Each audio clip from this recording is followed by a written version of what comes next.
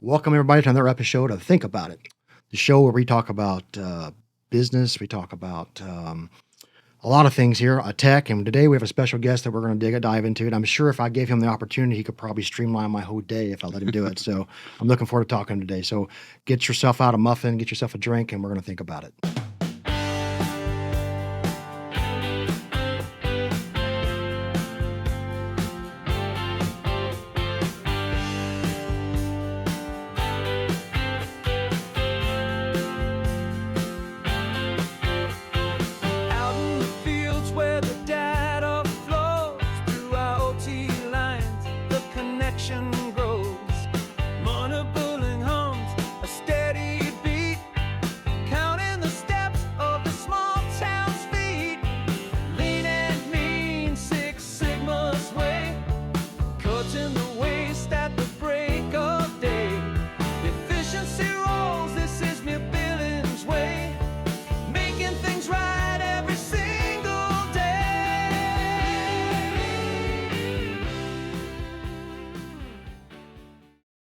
Welcome back to the show, guys. And today we have a special guest, Larry Foster. He's the president of MUNIBILLING, and we're going to talk about a little bit of utility billing today and probably some AI stuff. So I'm pretty interested to see what you got. Larry, how you doing today, bud? I'm doing great, Johnny. How was your trip in?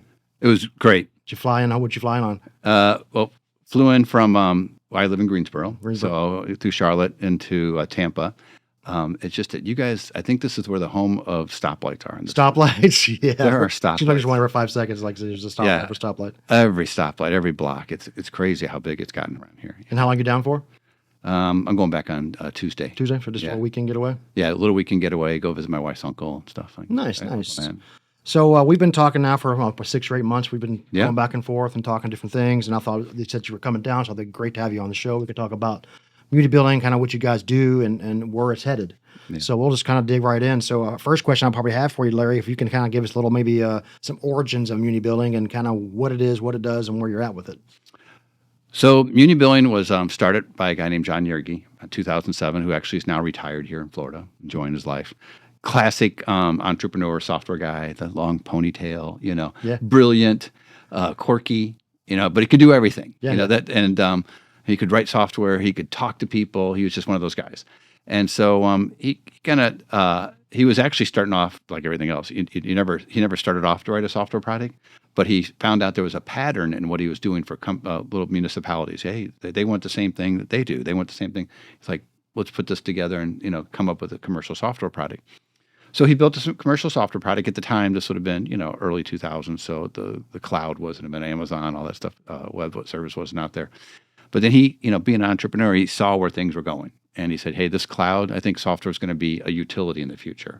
Nobody's going to want to install software, So he, being who he is, he just picked everything up, went to San Francisco and tried to find somebody. Didn't find anybody.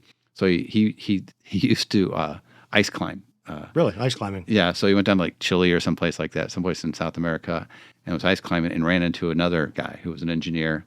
And they started talking, beer drinking, and then they got together and said, yeah, I think we can do this. Then again, we look now and think everything's cloud, but this is 2009, 2010. Okay. Amazon hadn't even announced who they were yet. So data centers people knew, but they didn't understand the cloud.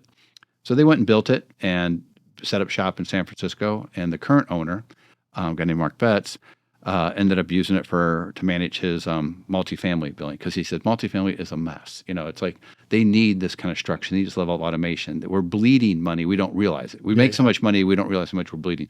And as what's happened over the last 15 years, that market's gotten tighter and tighter, profit margins. So they really need to do a better job of controlling. So he liked it so much, he bought the company. Oh, okay. So John worked with him for a while, and they went through some iterations. And then, John made it clear, I want to retire. So that's how I ended up there, So now it's a cloud-based product. Been out there for, over a dozen, 14 years, I guess, in the cloud. And we help municipalities who want to manage their billing. We help multifamily property managers who want to manage their billing. We help people who want to help those entities. Yeah. And we're starting to see a trend where it used to be almost like the post office. You had to have a post office general in every town. Yeah. But that's not a scalable model.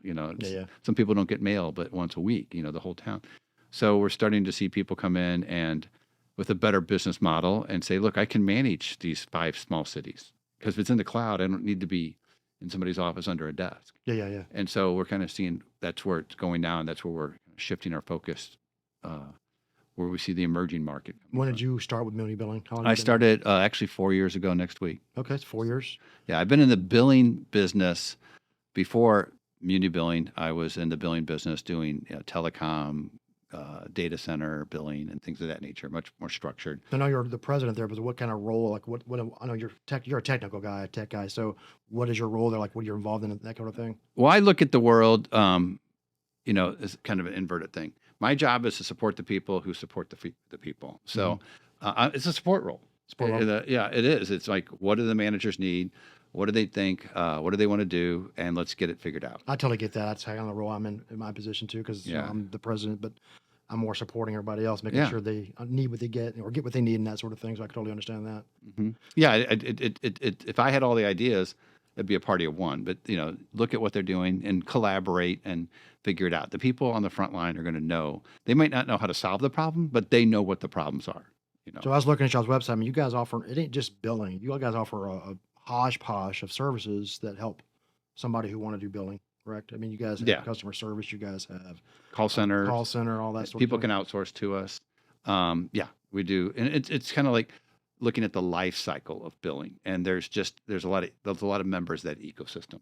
So we're working right now to integrate better and make that frictionless from wherever the customers or other systems are. Well, I found a good thing because, like, for example, MediaLink Solutions is a very small company. We don't have a bunch of employees. So having a call center that we could use and Yeah. rely on and that we can come out with, that was a big thing for them to be able to do that. So I could see the benefit of all the services. You have several other ones I looked at and the things you guys offer. So you guys are not just really a billing. You guys do a lot of things. Really. But it's, all around the concept of it's a complementing concept billing. build. Yeah, because the thing about a call center, you got to have multilingual, right? Yeah. You got to have Yeah, yeah. bilingual. And so you can't just have one because that person can be on vacation. I guarantee if I got a property of 150 units, there's somebody in that speaks different language, or probably yeah. a few of them probably.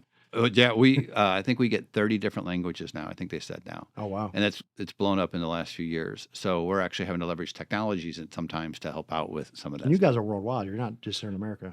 Well, we're North America right now, America. and some of the islands. We're continuing to grow, but we're going to do that conservatively. We're not going to. Now, your guys' big thing was municipality originally. Is that kind of what your concept Yeah, that's was? where the Muni actually came from, municipality billing, right? yeah. And then they moved into when you look at multifamily, it's like a microcosm of municipality. Yes, it is. But there's a lot of integrations there. You've got everything kind of happens in a property management system. Things happen, change much faster. Yeah. Municipalities, people aren't moving out of a house tomorrow.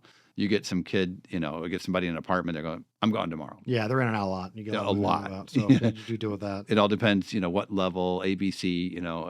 You'll get people that leave and don't tell you they left. And so there's a lot of fun for those property. Let's talk a little about the industry trends that we see out there, specifically in your world, like IoT and blockchain, AI.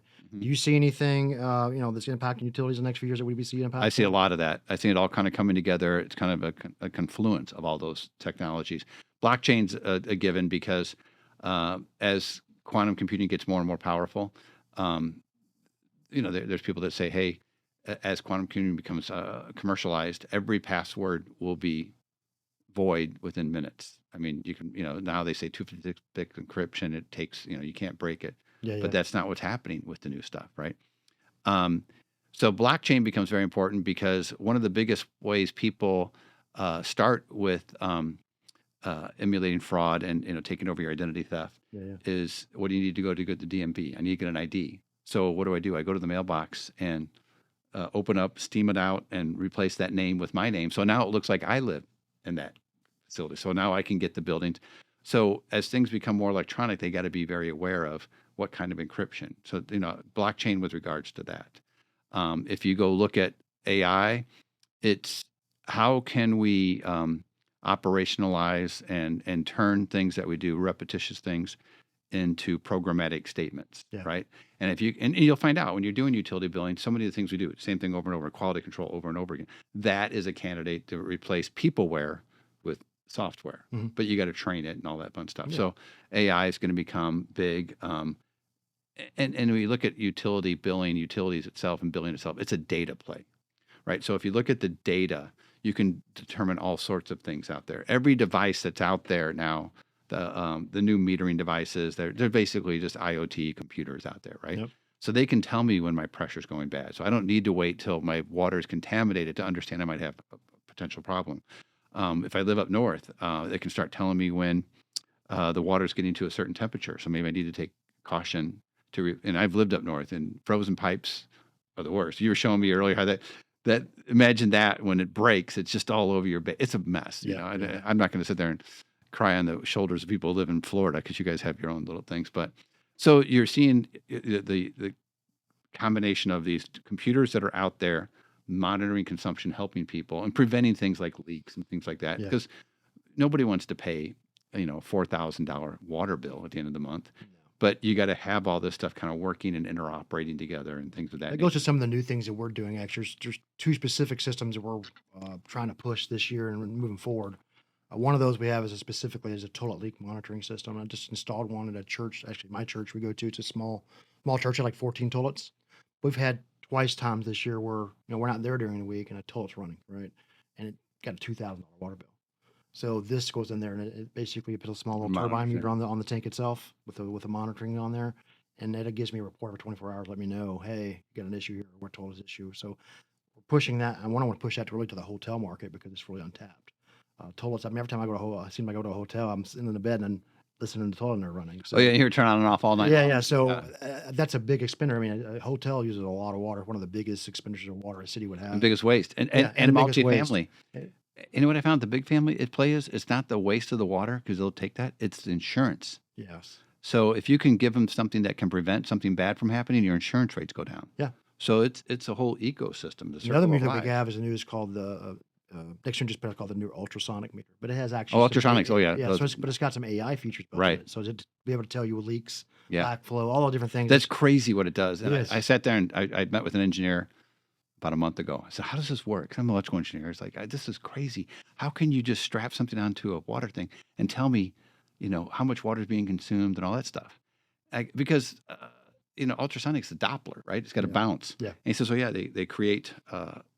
They send signals through the water, and then they measure the reflection, and they can tell. Cool thing about this meter that compared to like some of there's ultrasonic's not new. It's been around. It's been around for a while, yeah. But their new meter has an amplifier built into it, so when you have debris, it can change the pitch or the volume of the water.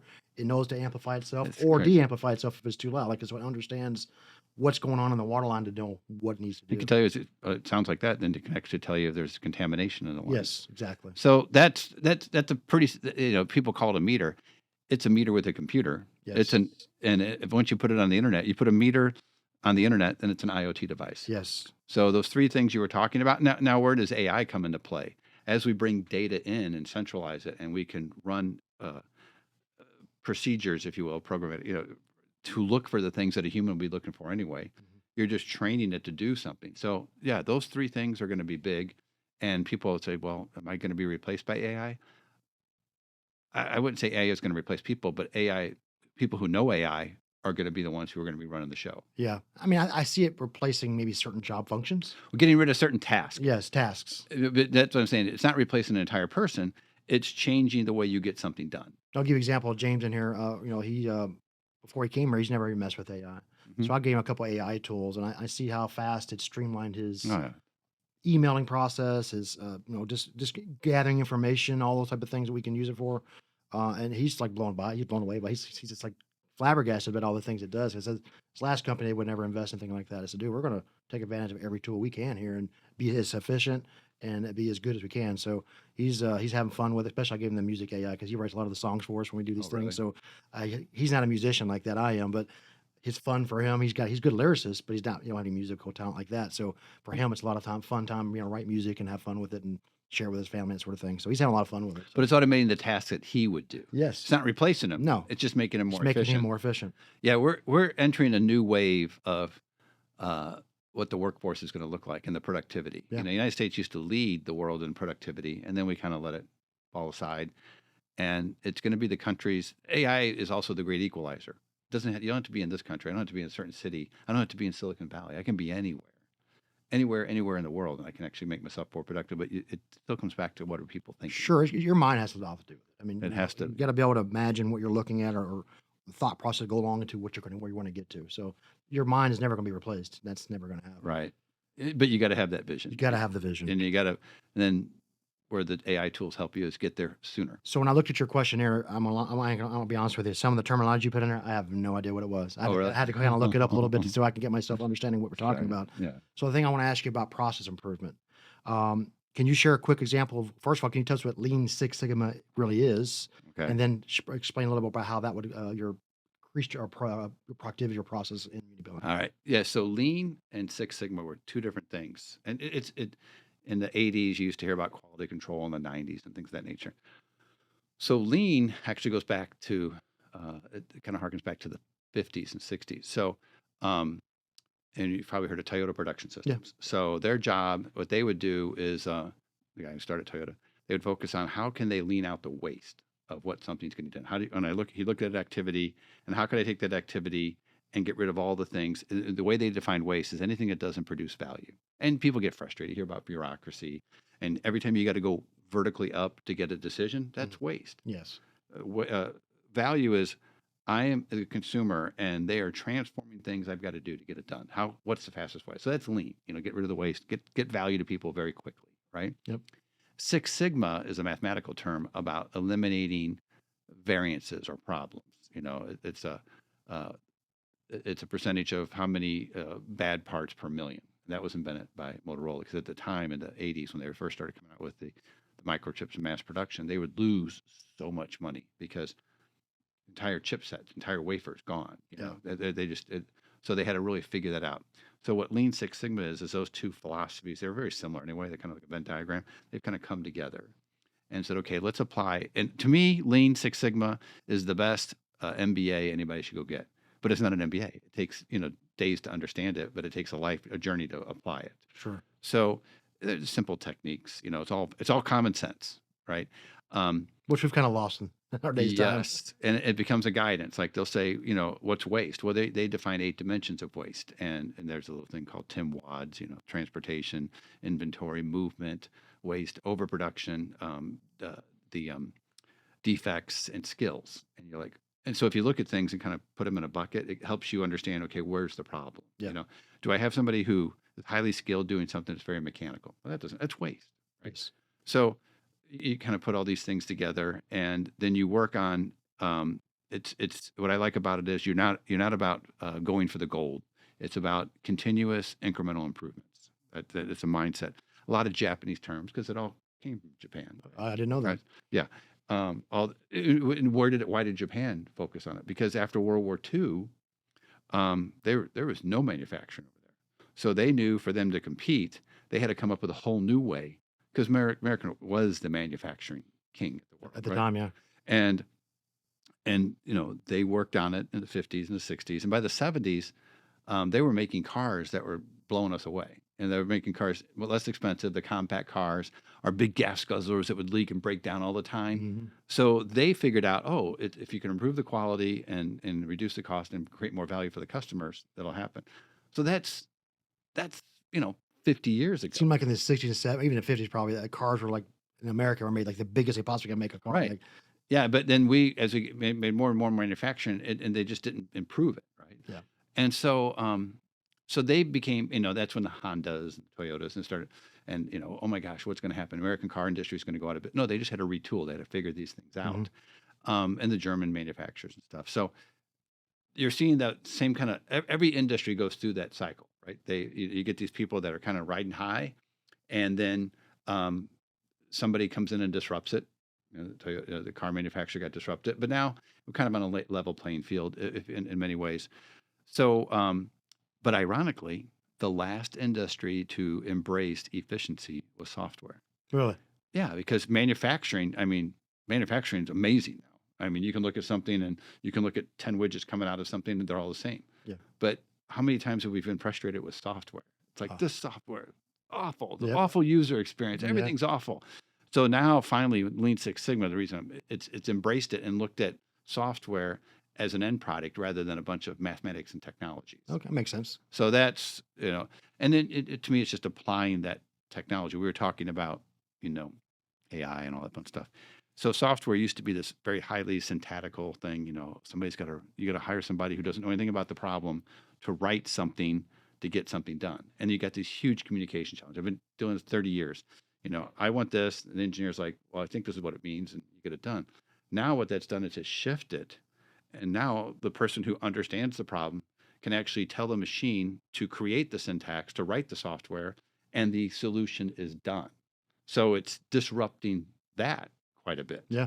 And so when you talk about Lean Six Sigma, it's empowering, it's aligning the solution to what the consumer is. They call it SIPOC, supplier, input, process, output, customer.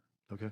So if it takes all these different people that don't know who the customer is, don't expect great solutions. But if you got the person who knows what the customer is, and they can be their own supplier, they can create their own inputs, they can define the processes, and they can generate the output and provide that to the customer, that's where I see things are going. To me, it's just the manifestation of the technologies we have now, applying the principles of Lean Six Sigma. I'm surprised. I mean, I'm just go back to 2000. From 2000 to now, how much technology has grown significantly. Like it's going crazy nuts. Well, it's become more democratized. So, if you go back, I remember when they landed on the moon, July 20th. If that's even real. Pardon? If it's even real. If it's real, yeah. And I remember and that itself born an entire generation of just techies, right? Engineers. Yeah. And I remember being in the backyard, I asked my dad, can we see him? He's like, oh, you won't be able to see him, but they're up. So there's amazing technology, but it was still very constrained. You had your tech schools and you had your schools, but it wasn't that many, even in the 80s. Now you've taken technology and democratized it. So now everybody becomes a technologist because they understand the problem. Yeah. And I'm not burdened by the bureaucracy of having to know all the syntax, to get the problem solved. For sure. So we've gotten rid of a lot. So I think what's changed a lot in the last 20 years is democratization. I mean, we've got these computers. These things, that's a computer. Yeah. Some clever marketing guy calls it a phone. But It's not a phone. A phone is one small little app on hundreds of apps there, right? It's a phone. It can that thing will do about anything you want it to But if do. they called it a pocket computer, nobody cared. Yeah. In fact, they actually, before that, if you look at what was the Atom or something like that, the one they had in the 90s, Apple came out before the iPhone. Nobody bought it. It was like boring, But now, iPhone, that's my personal thing. And personal assistant, basically. Yeah, that's what they used to call them, PAs. And but now everything's democratized. Everything. So I think what's changed in the last 20, 25 years is we've empowered people who never even had the opportunity. When I first started technology in the 70s and 80s, you had to be tethered. What I mean by tethered is you had these gigantic mainframe terminals, IBM 3270s, and they had these cables that were bigger than my thumb, and they were tied. And there was only certain limitations, So a certain amount of people got to take advantage of that computing power. And in the 80s, the personal computers invented. So now we had all these people doing but they were all over the place. Nobody was connected. And then the 90s came, the 80s, and then they got interconnected. But then we had a mess because there was 50 copies of everything, right? So now with the cloud and stuff, we've been able to get to things to the point now where we can all share the same document, work on the same document simultaneously, and everybody can be doing it. So it's like you just see things, how that's happened. I just find it amazing. Like, I grew up as a kid in the 80s and just, primitive, just wasn't even thinking about technology. Just, running around. I grew up on a farm, so I grew up, throwing on a farm and cows and all that kind of thing. So technology was not in my world other than the tractor we had sitting out there. And that's pretty sophisticated stuff. stuff. I thought it cool because it had, had a radio and an AC in the tractor. Yeah. So I was like, oh, wow, we're sophisticated out here in the farm. But so yeah, just for me, just to watch the technology grow, even in the music industry, it's changed tremendously. Oh, music industry, and then with AI coming and all that. So yeah, it's watching technology grow has been pretty fascinating. Well, that farmer now, they know they're hooked into satellites. When they're planting seeds, it's all being controlled in a real time network. Yes, how much they need to water, where they need to dig, how dig, and so they've empowered the farmer with stuff that it was trial and error, and they had to go by gut instinct, and now they're connected. For sure. So let me ask you this: so inspiration. So what inspires you to keep doing and pushing improvement in the utility sector? Like, you have something that pushes you there? Well, I guess I'm addicted to learning from other people. It's kind of an adrenaline. You know, it's like somebody comes to me, you came to me, here's what I want to do. I'm like, really? I haven't heard that before. Let me think about it. I mean, Sure. and it's like that cold water that gets thrown at you. Like, and then once you get through that, you're like, wait a second, that's pretty cool. Mhm. So if I've been fortunate the last, 40 years. I started off teaching at a university after I got out of the Army, and you see these young kids in there just so bright and they're so smart. And they come up with these ideas. You're like, wow, that is really cool. So that becomes an adrenaline. So I like, I like the industry. I like solving problems. I like getting together, kind of chatting over what the problem is, and then kind of working with each other and figuring it out. And being an engineer, it's like, oh wow, we solved the problem. Yeah. And then you go to the next problem, and go to the next problem, and I don't know, that's what it is. If I went back to school, if I was going to go to school, engineering would be something I'd be totally into. Well, there's a lot of people. I mean, I look around your place. Well, I'm an engineer in some ways. I'm a video and a music engineer, but it's a different thing. Well, it's engineer. It's engineers solve problems, right? Yeah. They understand the problems. So that's what I like. I just like solving problems, and fortunately, I've had a job, a career that I've been able to, just the problems keep coming at me, and they're real. I think I know we're on the cusp. It's almost like, oh my gosh, am I going to keep working long enough to see where this thing goes? We're on the cusp of something insanely cool with all this new technologies kind of coming together, all at the same time, and I just hope we don't screw it up and blow everything up. But it's like, when some of this cool stuff that's going to come out of this is, we got to fix some of the problems because all this new technology with everybody using consumes a lot of energy. Yes. We got to get that figured out. Our networks are very fragile, and utilities are limited. They're not inventing more water. They're not, you got to figure out a way to, so it's actually the constraints are what make the problem more romantic. Sure. It's like I had to walk up the hill in snow and every day for school. It's like you look back and you don't know when it's happening, but if you've been around long enough, you go, this has happened. Something's happening here. I don't know everything is going to happen, but it's pretty cool. Definitely something's happening right now. I'll tell you that. I just saw Johnny Ives his company got bought by OpenAI yesterday. So Johnny Ives is the guy who invented the thing we were talking about, the iPhone. He's the one that came up with the design. He's the one for Apple that invented the whole extension of you, right? Okay. And now he left 2019, started his own company, and now OpenAI is like, okay, we want to take what you're doing and AI all these devices, come up with. So they're looking at all this stuff as extensions. We're all going to become cyborgs. We're kind of a cyborg anyway. We all got computers in our pocket. Yeah, we're tied to our phones now. Yeah, whatever. And so that's pretty exciting. So where's that going to go? What problems are going to be solved, Yeah. And it's not going to be limited to just a few companies that have a lot of big money. You're going to see this technology, instead of democratize it, people who understand the problems are going to solve a lot of cool things over the next few years. Yeah, I'm excited to see where it goes. Every day I'm amazed. I see different things every day come out, new things people are doing. It's kind of exciting time to watch, especially if you're into that kind of technology stuff. It's exciting time to be watching things as they progress in our companies and in our personal lives. The technologies, I like when technology is applied to solve a problem. Yeah, yeah. Technology itself is an enabler, right? But for sure. When somebody takes the enabler and solves a problem, that's what gets me excited, and that's why I want to see what's going on there. Problem solver. Problem solver. It's like, and work with others, because I don't have all the problems. I just like to be associated with it. Yeah, yeah. It's the intrinsic high you get from working with somebody who's kind of I didn't even think about it. It's like, wow, I never thought about that. Yeah, that happens to me. I'm like, I didn't even think about that. Like this, we've had a couple conversations you brought to me, and I was like, I didn't really think about it from that perspective. So it's cool to see that. So yeah. Looking forward. So let me ask you this: one of the things that most excited you about where MUNIBILLING is headed in the future, or do you got some insight there where you're excited about some things you guys are going to be doing or getting into? Yeah, there's going to be a lot more automation. Well, let's just take something real simple on utility billing. So, municipalities or somebody doesn't pay their bill or something, you got to go and shut off their meter, or something broke and you got to go and dispatch somebody. So that costs money. You got to get a technician in the truck, you got to get it down there, and then they got to fix it, and then they got to come back. And especially when you're in municipalities, somebody didn't pay their bill, they eventually got to turn it off, send somebody out there. And what do? They pay their bill right away. So the technician barely gets back to the office and they say, oh, you got to go back up there and turn it back on. I imagine that technician's super happy about that. Sure. So if we could change all that so that, hey, Mr. Utility customer, your bill's due, and it's going to get turned off. Okay, you didn't pay, it gets turned off. But if you, electronically just tell us it'll get turned on instantly. I can get rid of all that cost of dispatching a technician, wheels on the road.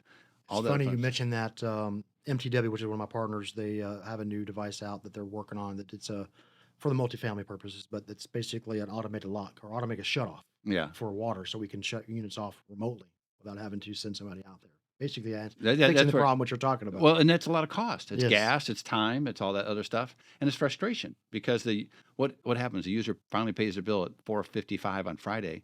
Technician's gone. Office is closed. Sure, You're sure. out of water for the weekend. Well, I think their process or thinking wasn't so much. I mean, that probably too, but more like I got a 3 unit property, and I've got a couple units that are vacant, and I got a leak in there, a total leaking or something. I can remotely shut it So off, so I don't keep wasting that water till I can get somebody over there to look at what the issue that's is. a big yeah. I had an engineer show me one time. These guys, they put video cameras like what you got here on a toilet, and they Mhm. put a microphone in there, and they showed and did a time delay thing for 24 hours. Do you know how much water a toilet can go through in 24 hours? A lot. 4,500 gallons. And the average toilet, when it's leaking, does around 1,000 gallons extra of water a day. Yeah, and EPA says 1 out of 10 toilets are currently leaking. Yeah, So you're always got something going on. always So got something going on. So if you can, and some of it's so slight, right? yeah, Um, and I said, well, how can you guys determine if there's a leak in a house? Because it's not just the toilets. And the engineer did the meter and said, well, what you do is you pulse it, and uh, what they'll say is if they got pressure coming in and the pressure doesn't stay, then that means somebody's turning water on when nobody's there. yeah, yeah. It's a leak. Mhm. And I'm like, oh, that's pretty cool. It sounds, it's sometimes those things are so simple, they're stupid. It's Yeah, like, for sure. why didn't I think of that? Well, that's one of the things with the toilet monitoring. It knows whether it's a flapper issue or if the chain's stuck or if it's Oh like yeah, the they can tell by the yeah, fill valve. I'm sure they're using consumption to base it off, like how much yeah. water's running through it. But I tell the guys, hey, if you get this alert, you're going to know when you're going there what the more likely what the issue is going to be. It'll tell you. And so that's the problem. The problem that it's solving is what's cool, because I get intrigued. Like you're a musician, right? And what I get excited. My musicians in the '70s and stuff. To me, those were the guys who wrote about something in their life, and they were able to, excuse me, share it through a song. Yeah, And I'm able to experience that. So when I look at somebody who's solving a problem, it's like, oh, I get to experience, what that person figured out and solved, and so that's pretty cool. yeah. And so that's why technology itself. I'm not a sci-fi person. It's like the technology is okay, but the problems that the technology solves, and it all comes back to that human creativity part of it. Sure. How can you create with your mind what to do this and how to solve the problem? Yeah, and now with the technologies, you don't have to worry about like how many people came up with great ideas and they couldn't go anywhere because they were impeded by not having the ability to do it. But now the hardware's there. Now it's just a matter of getting the software to do what you want the hardware to do now. I always like to ask my question. Yesterday, I had to do reverse of this because you're an older person. So I have to ask you if you had to talk to your younger self, what would you tell yourself? Well, I wish I would have listened a lot better. Oh, I can definitely vouch for that. Well, I think every guy solves that, but it's just like there is so much of life that's happening that you get kind of black and white about it and kind of just keep going forward. And sometimes you just kind of look around, and enjoy it. Yeah. And I wish I would have done that more. It's like, but now looking back, it's like it is what it is. It Well, made looking me back, it's always, the vision's always yeah. 2020 there. But that would be the biggest thing. It's just like just breathe a little bit. It doesn't have to be that intense all Yeah. the time. I get it. We had a guest on yesterday. He's I have a 9-year-old. She's in karate. He's an instructor. And he's only 17 years old, and he's basically full time instructing 4 days a week. He's full time amateur fighting, training to be a fighter, and he's also in high school. So I was talking to him. So yesterday, my question to him was, well, if you could tell your future self, what would you tell yourself, that sort of thing, and where you see yourself in the future. So he's excited to see him and what he's doing. But he was big in AI too. He's 17 years old. So all these younger generation, obviously, they're growing up in this technology world. They don't understand like how you and I grew up, where it didn't exist. It didn't that? I mean, there was some stuff, but for the consumer like us, there wasn't nothing that was nothing out there. Cell phones didn't happen. We're on rotary phones and analog type things, and so to watch from at least from my perspective, to go from VCRs to DVDs to streaming now, like it's just a different world that was when we grew up in the 60s and 70s and 80s. I kind of miss those times sometimes because it's more primitive and less. More primitive. People have been more creative, Yeah, yeah. and now that my fear is, are we going to lose the creativity as generations become more? It's kind of done for them. That's one of the questions we had the other day on the other episode. We had an episode about AI and music because it's a new thing and it was starting out there. And then one of the things we said the cons might be is creativity because people are going to lean on AI to maybe create a concept and then use the concept and move forward. Like I just did this as an example. I don't have a singer. I have a lot of music that I play, but I'm not. I can sing, but I don't feel like I'm the singer. Well, they were saying, they go, when he sings, we all leave. Yeah. So when I say, yeah, he's joking at me, but and I can sing and all that. No, I I, get it, I I wouldn't get want to front a band with it. You know, Mhm. at least my band anyway. I do Yeah. backup harmonies are great, but I don't really Yeah. want to front a band. So I don't really have, I've been looking for a singer for 3 years and haven't found one. Really? So I was able to take AI and plug in some stuff in there and what I want, all my lyric content, the key range I wanted in, tempo I wanted, and kind of a style. And then it would put out, and it took me some trial and error, but I got the song lyrics and the melody, what I wanted. So then I rip off that melody now, and then I take the AI singing part, apply it to all my music that I've done. So Wow. I'm kind of doing that as an experiment right now, which I'll be hopefully coming out soon, guys, with that. But So what do you do when you go on the road then? so I also play in a band called Riot for Romance, Right, which we have yeah. a whole thing, which is a separate thing. But I'll play. Okay, guitar so for they that. have the singer and all that. Yeah, they have a singer, Okay. bass player, I have the whole band there. But this is a personal musician. This is my personal stuff. A lot of personal music that I make, and so I don't have really anybody to sing it. I have lyrics, I have the music, it's all written. But I don't have anybody to really sing it. So I've kind of been experimenting with AI to say I had to figure out how to talk to it first of all. That was the first thing, and what genre do I want it in, what key range I wanted in, all those things. You had to kind of had to figure out the prompting and kind of get it. It took me some experimenting to do this, but once I've got it, learned it, now I'm able to produce it pretty quickly. Like, okay, here's what I want. Give me the lyrics. So once I get it, I can. And it sings for you. Well, it's basically I rip off the stem. It gives me the vocal line, so I can Okay. include that in my session, and then I build my music around it. So you become a Milli Vanilli? Yeah, in a way, I guess you're right. Yeah. No, well, but they actually had real singers. Yes, they have real singers. But you're to sing actually it. synthesizing it I'm synthesizing. Yeah, out of your ideas. You Out can of my create ideas. isn't that it's almost spooky. it is, but it's also fun in the same way. Like I'm not limited anymore. Like I can't. No, you're just- not limited. I can create a bunch of music, but I didn't have anybody kind of front the lyrics and all that. So now I have a way to do that without having to have the egos involved or the guy don't want to show up or just that Yeah. kind of thing. So it takes all that out of the equation. That's wild that it can do that. So yeah, it's been a lot of fun. Me and my brother was talking about this the other day and just showed how much because he's a producer, full time producer. We have another studio down in St. Pete, and so just how much AI has changed his world in editing because like you now Oh yeah. for drum editing and stuff, when you do a whole session, we have to go back on there and quantize all those drums. It used to take me about an hour to do an editing session. Now it takes me like 10 minutes with AI. Really? So it's a big change, even in the musical world. AI. Automated a lot of activities. Didn't replace them, but just No, I automated. just automated some of the manual makes them processes more that we have to do. productive. For sure, more productive. Yeah. Well, Larry, it's been great talking to you today, man. I'm glad you came down and visited with us. Well, it's just been a pleasure. Yeah. I'd love to have you back on the show again if you're back in the area. We'd love to bring you back in. We'll talk some more about some things. Yeah, that I'll are be going back on. down. Yeah. And but we appreciate you coming in, guys. We thank you for coming today or watching our show. We have some events coming up pretty soon. You guys should be looking for. Do want to thank our sponsors, Integrity Meter Solutions. We want to thank MeterLink Solutions and Seating and Slinkery for sponsoring our podcast. So we thank you for all those people doing that. Until then, we'll see you next week. Until then, think about it.